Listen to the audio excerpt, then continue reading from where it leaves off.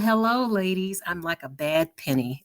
This is Ebony Phoenix, Aunt Ebony here with another installment and the final installment on my Divestment 101 series. This is Divestment 101 Part 12, and I have a wonderful young lady. She's a YouTuber named Lexus Exodus, and we're going to have a little chat. So come along with us.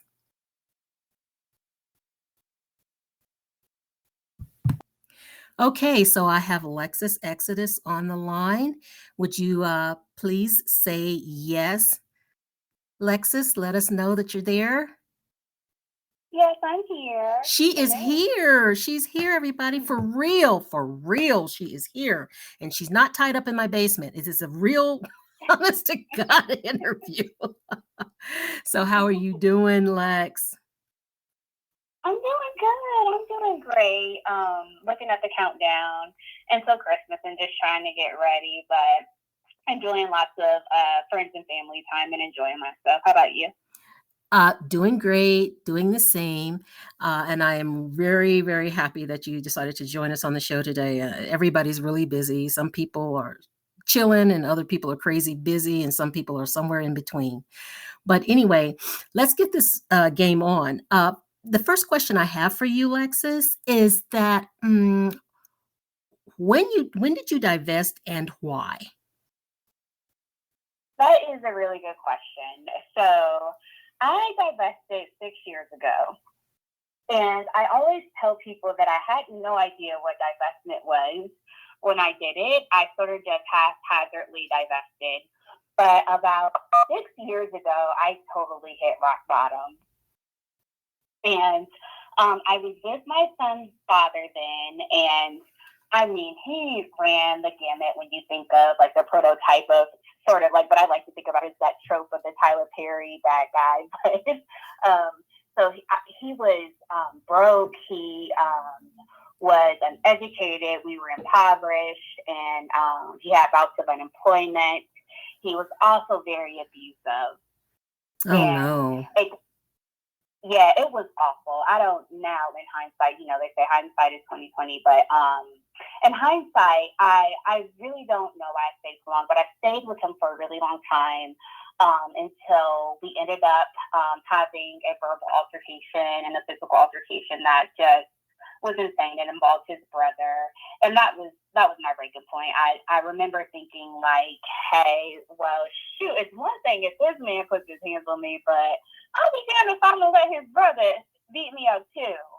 And that was my rock bottom, and that was my breaking point. And I remember thinking to myself, because I had to leave that night, and I had to flee to a hotel, and I remember thinking to myself, like, what am I doing, one? And number two, I'm done, and I will no longer going forward engage in any type of relationship or any type of interaction that doesn't serve me. And again, I didn't have a word for it at the time. This was 6 years ago. So no, this was longer than that. Gosh, because my son is 9. So this may have even been about 7, 8 years ago. And there, divestment wasn't really a popular thing. There wasn't a phrase for it. I didn't know what it was, but I knew whatever it was, I'm not going to do it. And I'm not going to engage in unreciprocal interactions any longer. And that was what started my divestment journey. Woohoo! But she did it. The amen corner. Let's say amen. Amen. Woohoo! All right. We got her there. She's there. Okay. So that was the straw that broke the camel's back. And You left with your son? Yeah. So I left in the middle of the night, and it was awful, man. It was awful of me, Phoenix. I left in the middle of the night, and I lived in a hotel for about a month with the clothes on my back. And I remember, golly, this this is bringing back bad memories. But I remember my son saying to me when we went into the hotel, he looked around and he said, "Mom, where's my room?" And I just broke down.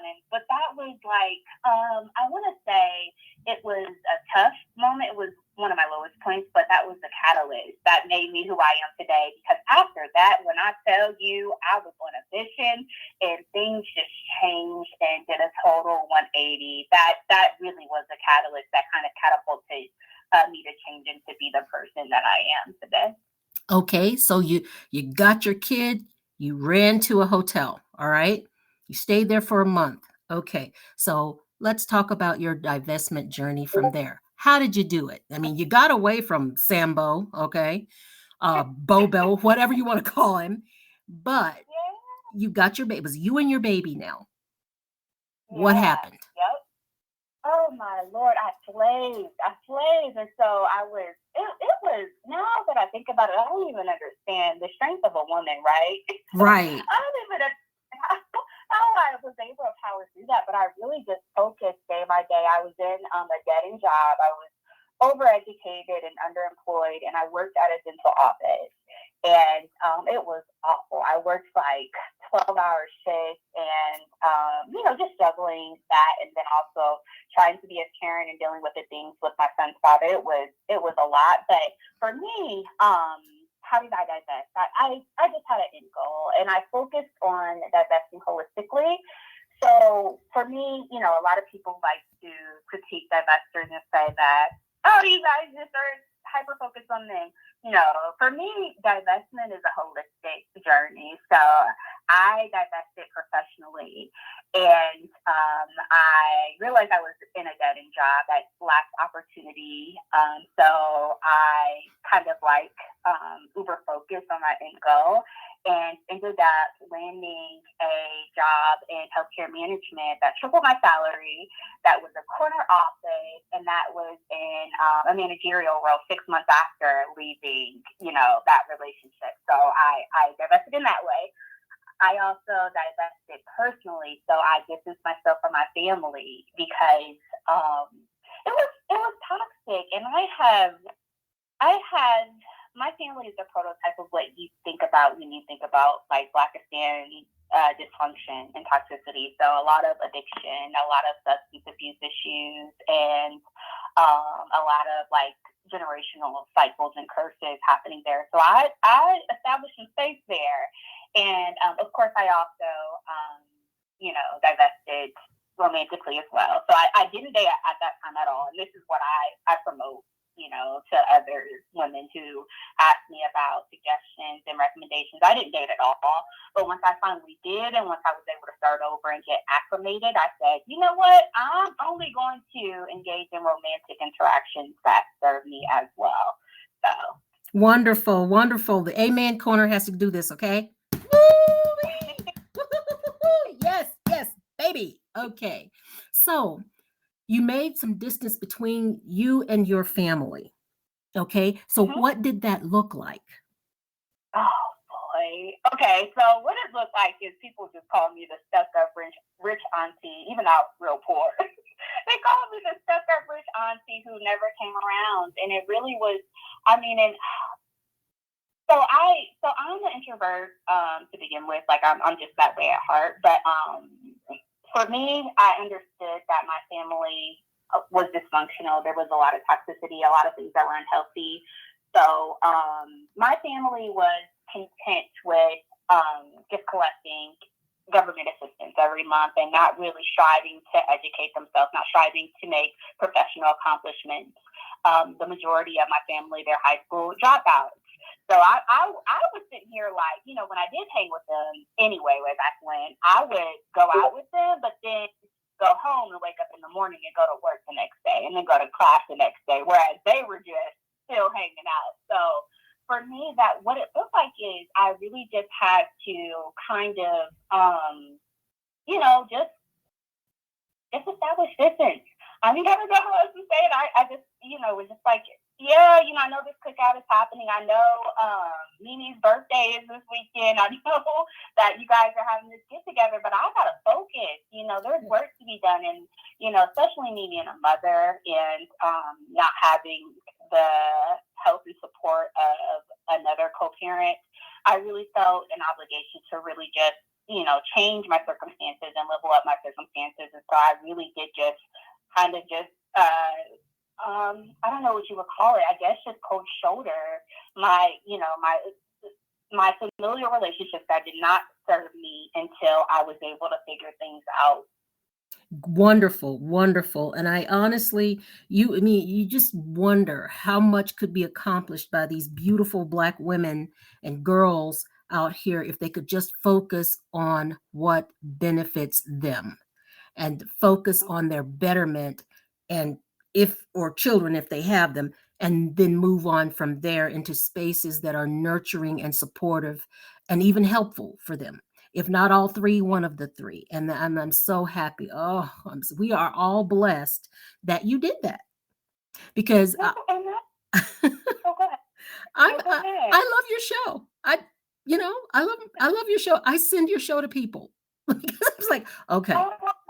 I do. I send your show to people. I say, you need to listen to this one and this one, because people get blessed from other people. And I think you and your journey and your YouTube channel are a blessing to others.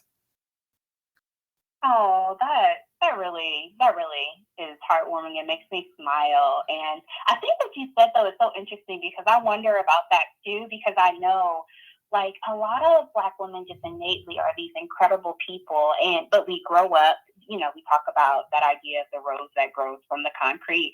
It's like, well, what if this rose grew up in a nurturing environment, in fertile soil, and in a space where someone poured into that rose? Like, what could the potential be? Thankfully, we're able to survive and surmount those circumstances. But I wonder too, like, with all of those incredible attributes, what would happen if we all divested and we're all in this like really healthy space? That is my goal. That is my goal, so that I want every little Black girl to be divested by 12. That is just my dream, my pipe dream. I know, but because we deserve better.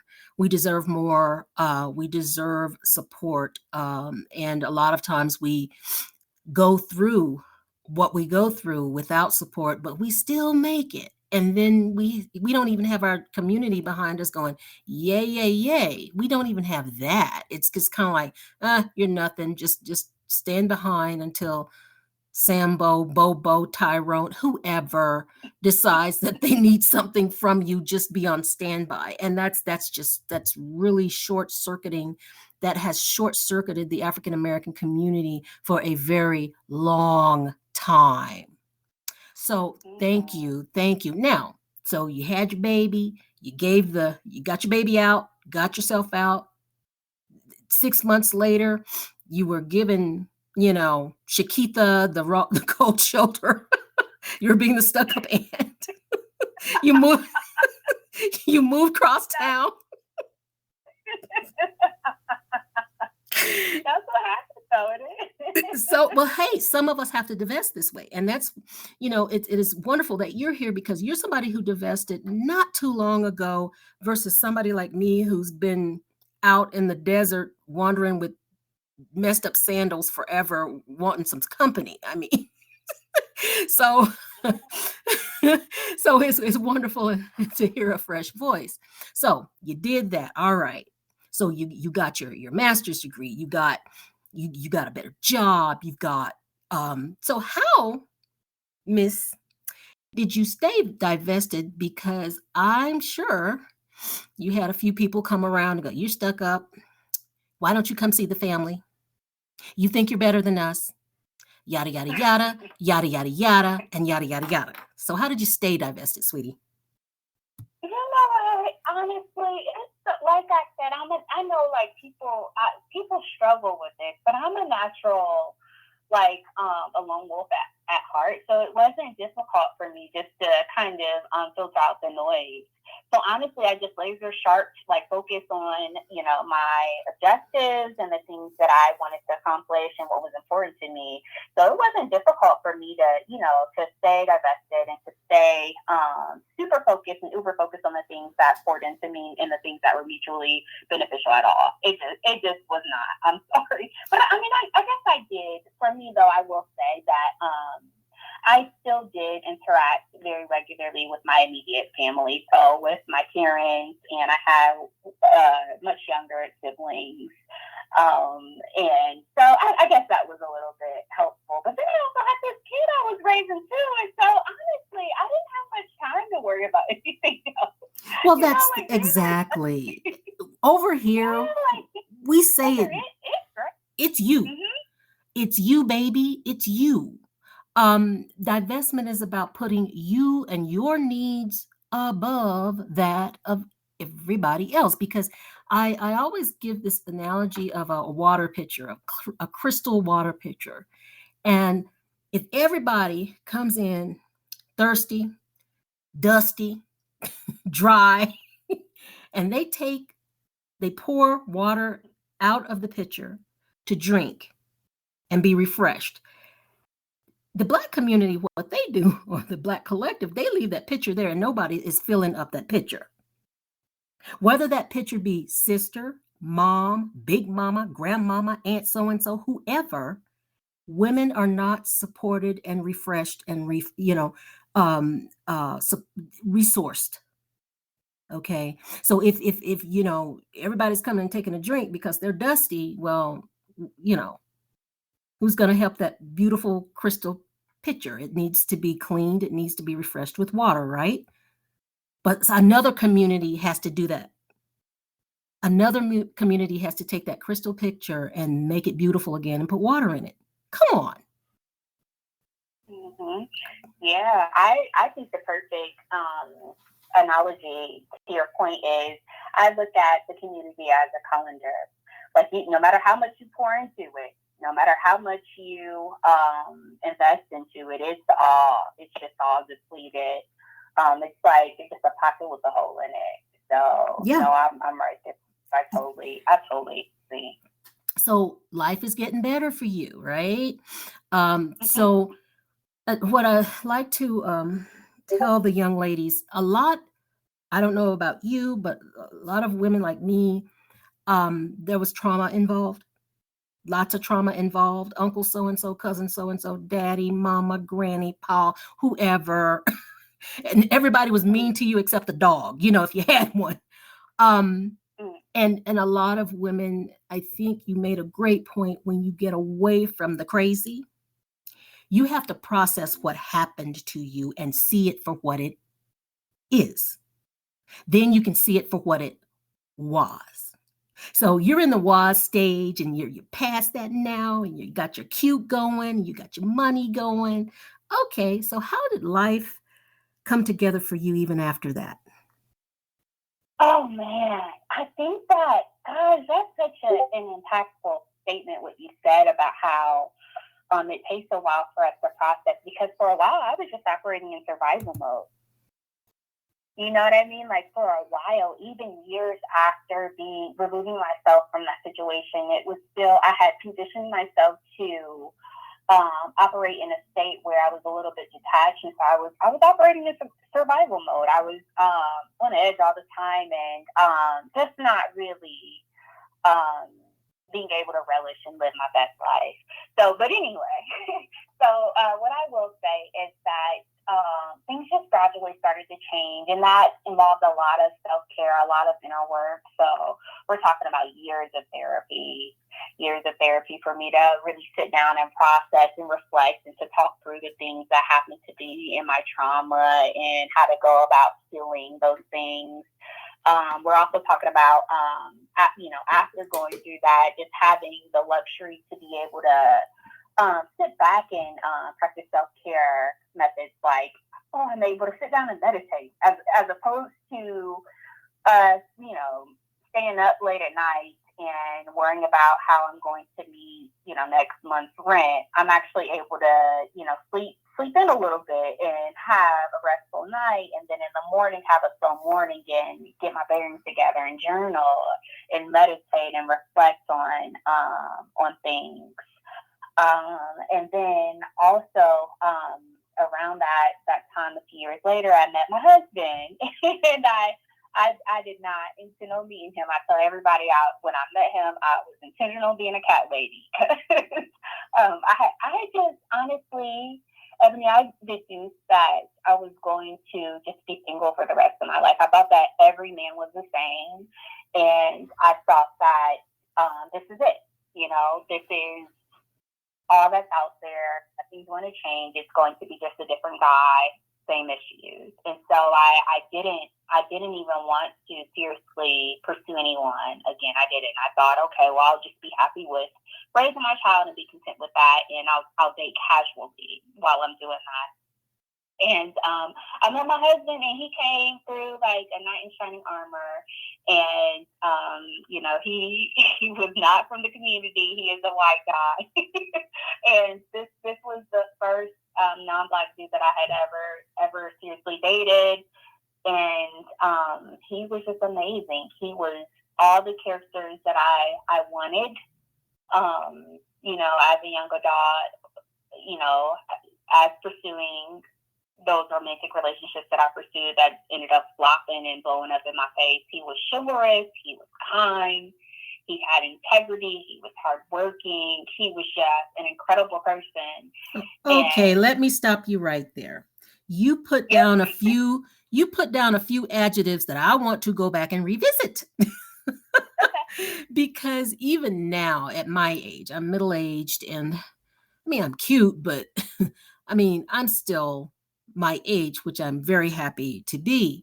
But even women my age, he's got to have abs. He's got to have this. It's all physical, and they never seem to say, I want a man who's chivalrous, generous, caring, integrity, moral compass. Okay, which means that you don't go and share your sperm with 1, 2, 3, 4, 5, 6, 7, 8, 9, 10, 11, 12, 13, that kind of guy. They never talk about that. They want to talk about his physical attributes. It's as if every Black guy out there is an athlete or a six-pack. Yeah, muscle. A six-pack with muscles on his muscles, and I want, and it's like, really? Is that what you're looking for? Because I think that's wrong, because if that's what you're looking for, every 18-year-old is looking for that too. Okay? Mm-hmm. And he probably has the mindset and the maturity level of an 18-year-old. So go back over those adjectives that you mentioned about your husband.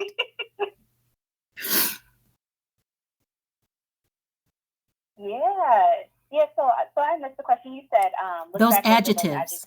Those adjectives that you rolled off your tongue so freely. Yes. Roll them again. Okay. Yeah. So I think I said hardworking. He had integrity. He was chivalrous. He was trustworthy. He was consistent. He was accountable. I mean, I could keep going. Okay, so let me stop you now. So you didn't have to go in his phone and scroll and see who's in there? Oh, no. Okay. No, okay. So you didn't have to put the GPS on and make sure he was supposed to where he was supposed to be? Never. Okay, so he doesn't have a police record. No, he doesn't. And I checked too. I've been burned so many times. So check. He doesn't have one. Thank you, because that's what I need these young women to hear. I don't care what his locks look like or what I don't care what his face looks like, or I don't care what he says. If he doesn't have these attributes, hardworking, trustworthy, integrity, caring, chivalrous, family-oriented, I'd put that there too.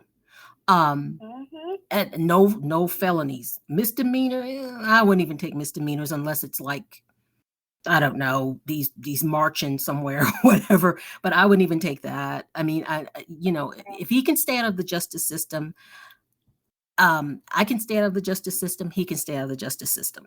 That's the way I see it. I'm Black too. Okay. So that's, thank you. Thank you for those adjectives, because we need new adjectives to apply and expect. Listen, I learned a long time ago that the aesthetics, the physical attributes are surface level. And I learned a long time ago. I mean, I was in my mid-20s thinking like this, like, I don't give a damn what package he comes in, as long as he treats me well, and as long as I'm uplifted and I'm being poured into, and as long as I'm being, my life is fulfilling. I don't care about any of that other stuff. And that's how I was. I didn't care. So if he had one leg and couldn't speak English, I'm so serious. It was truly, I got to the point where I was like, all right, what does the inner workings of this person look like? Exactly. What? Yeah, exactly. Like that is, to me, that's what makes me happy. I always told my daughter, if he's looking in the mirror every 30 minutes, that means whoever he's looking at in the mirror every 30 minutes, that's the person he values, not you. Yeah. And I don't understand why so many Black women are not telling their girls the truth and preparing them. A dusty could be a dusty, no matter what color. I mean, I've met. I mean, I only date white, but I've met some white dusties. Okay, and he just has to have that integrity, and he has to have a strength of character, and a lot of times that has to come from maturity, or it comes through a rough time and getting out of it yourself. And I think a lot of girls have to mature into divestment too. And I guess that's what I meant to bring this to. A lot of them are not mature enough, and they're giggly, silly teenage girls. But the problem is, a 50-year-old predator could be looking at you for other than something wholesome. You see what I mean? And that happens a lot in our community. And just because a lot of men have not been put in jail yet, or they just haven't been caught, I don't want that guy either. You don't have a police record, but you just haven't been caught yet either. I don't want that. Yeah. So, exactly. And men have to come to you with something to give. Listen. Yeah, I totally agree. And I think that, that for me was like kind of like a pivotal period in my life for me to be like, okay, instead of me just being so surface level, let me be a little bit critical and a little bit more strategic about some of the things that I'm looking for. And I think also, like, you're such a rarity, because you said that your dating has always been, just being open-minded and, just trying to think strategically and move in a certain way intentionally. Well, I think for a lot of women, and for me, my reluctance was, okay, well, if we can't relate on, the struggle and the strife and the cultural adversity that I'll experience, and how will we connect? And for me, I learned that it was more important for us to be able to connect on more of those basic attributes and basic innate traits, such as, are we both honest? Are we both committed? Do we both value familial values? What do we feel about the marital union? Because even if you come from the same background, the same area, have attended the same schools, none of that matters in a relationship when it comes to longevity. If you talking about, okay, I'm till death do us part, and he like, all right, well, as soon as I get mad, or as soon as I see a prettier girl in a skirt, I'm moving on. You know what I mean? Like, exactly. Yeah, my penis is there. Oh, I see her. My penis is there, and my penis is there, and my penis is everywhere, here, there, and everywhere. Okay. So yes. And I noticed that a lot of times in the African American collective or demographic, that's always the case, usually the case, where, you're married, but you're the only one committed to the relationship, and he can do whatever he feels like doing. And whoever he feels like doing, he can have a whole family, several families on the side here. And that's okay. That is okay. The church doesn't say anything about it. Nobody says anything. But, oh, this white supremacy over here, we need to deal with that. So, yeah, yeah. And let's talk about your YouTube show. Okay. When did you start that? Yeah, oh my God, I started my YouTube show about a year ago. And I think it's actually, I just hit my year anniversary on December 5th, which is insane because it seems like just yesterday. Okay, the amen corner. Woo, yay, woo, woo. Clap, clap, clap, clap, clap. Yeah. Okay. All right. Congratulations.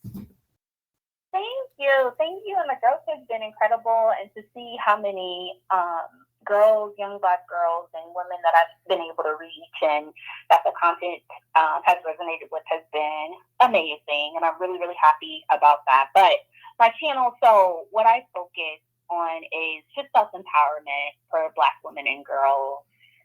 So I really promote just making the best choices in divesting and only engaging in behaviors that are mutually beneficial and fulfill Black women and girls romantically. I promote interactions that fulfill us personally and that are beneficial to us professionally. So really, the goal of my channel and the objective of my channel and what I'm working towards is just promoting the message of this holistic approach of divestment and just Black women making great choices that benefit us in the long run. So. Thank you for saying that, because many Black women will take up the mantle of someone else's cause, put it on their backs, and no one is advocating for Black women. And everybody, yeah, go ahead. Mm-hmm. Yeah, for sure. That's the hill I'm willing to die on, because for so long, like you said, we just kind of like carried all these burdens for other communities. We'll be so quick to cape for LGBTQ and for Hispanic people and for immigrants, which is great. That's awesome to support those other causes. But at the end of the day, we have to focus on advancing our best interests and exactly. Focus on fulfilling what our needs first. And that's it. Everything else is extra, but that comes after. That's an afterthought after we, strive towards our overall objectives and goals. Exactly, because you can best support somebody when you're well rested and supported yourself. Put your gas mask on first. It's amazing how even the Black church expects Black women to mule for the Black community or Black collective or Black demographic and everybody else too. And I know Black women have a natural sense of compassion because we've been at the bottom for so long. And so we just we empathize with everybody. Okay, just because you empathize with them, that's fine. But get what you need first, ladies. Get what you need first to feed you. Mm-hmm. My therapist always says you can't pour from an empty cup. Exactly. And that's my motto. Even when it comes to my child, I know and I understand now that if I'm not healthy, then I'm not useful to anyone else. So although those attributes of being empathetic and to, being maternal and wanting to help other people and wanting to reach a hand out to other people, those are wonderful attributes. No one is asking Black women to, totally rid of that. But, what I promote is you got to help yourself first, sis, because if you're not healthy, then how can you be of any use to anyone? But your first priority is making sure that you're good and that you're healthy and that emotionally things are good and mentally things are good. Physically, you're good. That way you're living a really, really fulfilling and healthy and happy life. And then if you choose to, then you can reach out to others. Exactly.